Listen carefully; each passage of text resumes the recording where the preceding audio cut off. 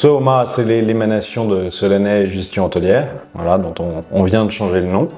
Ça a été créé dans les années 90 par Jean Solaney, qui était le premier président d'Envergure, qui est devenu Louvre Hôtel.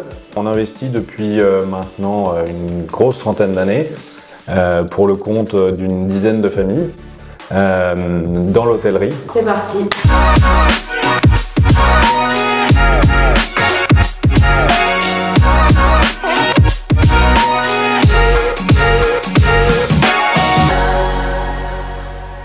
Il y a 7 ans maintenant, on a fait une assez grosse bifurcation puisqu'on a récupéré la gestion chez nous qui auparavant était assurée par Louvre Hôtel. Et puis on a considérablement enrichi notre portefeuille de marques. On exploite aujourd'hui 70 hôtels qui représentent environ budget 2023 qui a l'air bien parti, 170 millions de chiffre d'affaires. On a cru assez vite puisqu'on a réalisé pour le compte de ces investisseurs et pour notre compte à peu près 6 à 7 transactions par an depuis aujourd'hui 6 ans.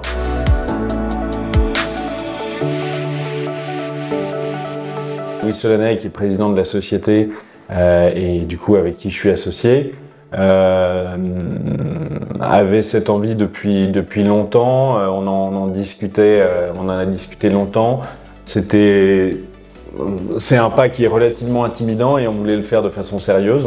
On avait besoin avant d'être vraiment bien campé sur nos positions en France et avoir les coudées vraiment franches pour y aller de façon sérieuse.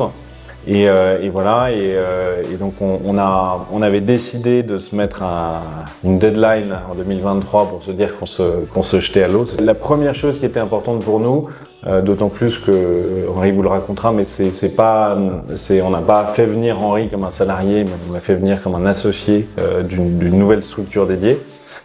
C'était vraiment un ADN commun, qu'on puisse avoir une relation de transparence et de confiance totale. Il a démontré par son travail qu'il était capable d'aller planter des drapeaux partout en Europe. Ça faisait 5 ans que je travaillais chez IAG.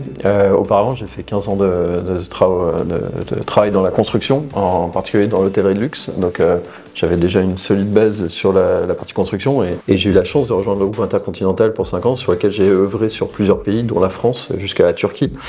Et on a travaillé dans une période aussi qui a été le Covid. Et en fait, c'est dans cette période qu'on a vu beaucoup d'acteurs bouger, dans le bon sens ou dans le moins bon sens. Et c'est là où, en fait, pendant ces années-là, on a beaucoup travaillé avec le groupe Solaney en tant qu'IAG pour développer l'hôtel. Et on a signé jusqu'à 9 hôtels. Il y a eu un petit portefeuille, puis des hôtels supplémentaires. Et en fait, j'ai compris que professionnellement, il y avait une capacité de lever des fonds, une capacité à convaincre effectivement des gens qui étaient assez exceptionnels.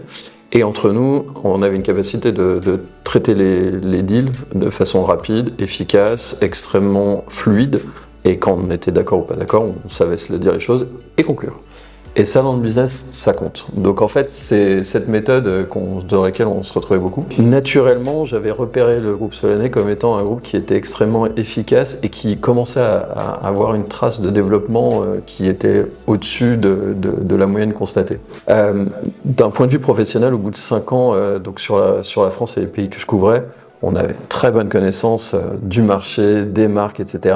Et effectivement, j'avais dans la tête l'idée de changer de projet professionnel et soit de grandir dans l'entreprise, soit effectivement de prendre un projet. Et c'est là où Timothée et Louis sont venus me voir pour me proposer une association. Passer la période de réflexion pour imaginer ce qu'on pouvait amener, le challenge, je l'ai accepté très rapidement. Pourquoi ? Parce que, en fait, la méthode Solaney, la méthode Sooma désormais, est excellente. C'est une méthode qui mélange une très fine connaissance financière, une méthode d'identification des dossiers et de travail des dossiers qui permet de rapidement se positionner ou non. et à la fois un entre-gens et une façon d'aborder les personnes. Et on sait que l'hôtellerie, c'est une question de personnes. Alors attention, chaque marché est différent. La France est comme ça. Les autres marchés vont être un peu différents. Mais en tout cas, en France, ça a très très bien fonctionné. Donc cette méthode est la mienne. Et ça, c'est quelque chose que j'ai toujours apprécié. Mon rôle est simple. On a créé une structure dédiée à l'international que je vais diriger, dans laquelle je suis associé. Et on a défini des pays de développement. Pour l'instant, plutôt les pays péri-France. Aujourd'hui, on est dans un marché qui est extrêmement opportuniste.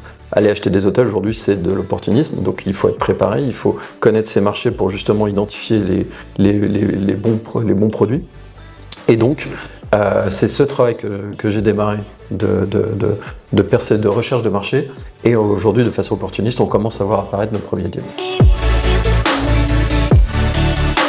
Le développement français de Sooma, c'est principalement basé sur les marques nationales, internationales et la marque de Sooma, la marque Orso, qui a été développée par Louis Timothée et Anouk, exactement. Et aujourd'hui, le développement international sera semblable à celui-là, évidemment à l'étude près de chacun de ces marchés. Les facteurs de décision sont un peu en amont. C'est un, convaincre des investisseurs du produit, et deux, on a une structure de gestion de façon primaire. Donc comment est-ce qu'on pourra au mieux opérer des hôtels dans les différents pays d'Europe? Donc suivant ces deux critères, on va pouvoir se positionner sur l'un ou l'autre. De façon préférée, évidemment, la reprise en value-add d'hôtels existants va être le plus simple et le plus lisible pour nous et pour nos investisseurs. On reste ouvert évidemment à de la construction, sporadiquement avec des conditions bien précises. Effectivement, le passé constructeur fait que j'ai une connaissance fine des acteurs du marché. Alors, ça reste sur la France, mais sur l'Europe, il y a une innovation qui est assez facile à obtenir. Et en fait, ça permet d'éviter beaucoup de pièges et beaucoup de craintes sur la partie travaux. Sur la construction, on a vraiment été constructeur au départ. Dans les années 90, en gros aux années 2010, on a construit quasiment tous nos hôtels. Enfin, voilà, le monde a aussi changé, et il y a beaucoup de choses par conviction qu'on ne ferait plus aujourd'hui comme on l'avait fait à l'époque. Et donc on aurait du mal typiquement à faire ce qu'on appelle construire sur du greenfield, enfin transformer des terrains agricoles en hôtels. Donc clairement sur la construction, ça s'orientera plus vers de la grosse restructuration. C'est ce qu'on a pu faire par exemple au Wallace ou même sur le Moquis de Bastille avec une surélévation. Ou construire sur de l'existant. Donc par exemple on construit un Hampton Inn de 158 chambres à Mérignac, mais c'est à l'emplacement de 2 bureaux des années 80 qui sont des passoires thermiques. On a plus vocation à essayer d'embellir le paysage, plutôt voilà. On n'ira plus construire des boîtes sur des terrains agricoles. C'est à la fois un modèle qui est daté, et puis c'est pas dans nos convictions. Ayant travaillé 10 ans dans la rénovation des hôtels, je crois beaucoup au réemploi et au réusage des bâtiments. Donc effectivement, tout à l'heure, on a parlé de value-add sur les bâtiments, sur les hôtels existants ou du greenfield, mais en fait il y a une troisième catégorie, c'est le réemploi des bâtiments existants qui ne sont pas des hôtels. Et en France, on a une capacité, on a une excellence dans le domaine du réemploi des usages, qui fait que c'est quelque chose sur lequel on souhaite s'établir et poursuivre en Europe. En Europe, par pays, l'Europe est un vieux continent, composé de vieux pays qui ont des vieux bâtiments. Concernant l'humain, c'est extrêmement important qu'on arrive avec tout de suite des méthodes effectivement de gestion de nos personnes, de nos collaborateurs, qui permettent qu'elles se sentent bien, qu'elles soient heureuses. L'hospitality, c'est ça que ça démontre. Et on sait évidemment, quand vous regardez n'importe quelle note de n'importe quel hôtel, vous aurez toujours une bonne note si le personnel est là pour son client. Et ça, le personnel ne sera bien que si lui-même est bien. Et ça, c'est la base de notre métier et la base de nos valeurs chez Sooma. Un des principaux atouts qu'on a, c'est le fait d'être une société familiale. Alors moi-même étant un nom familial et Henri non plus, donc on a été gentiment accueillis comme associés et ce caractère est très important pour nous et très important aussi pour les collaborateurs, pour les vendeurs qui acceptent de nous vendre leurs affaires.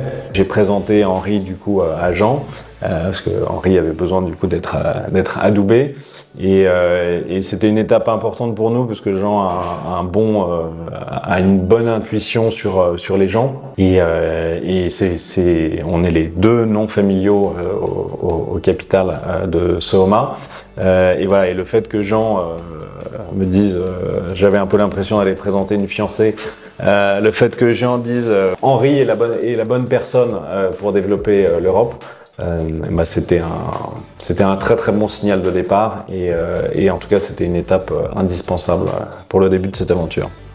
Donc on a un quatuor soudé et prêt, le couteau entre les dents, c'est parti quoi. Exactement. C'est exactement ça. Super.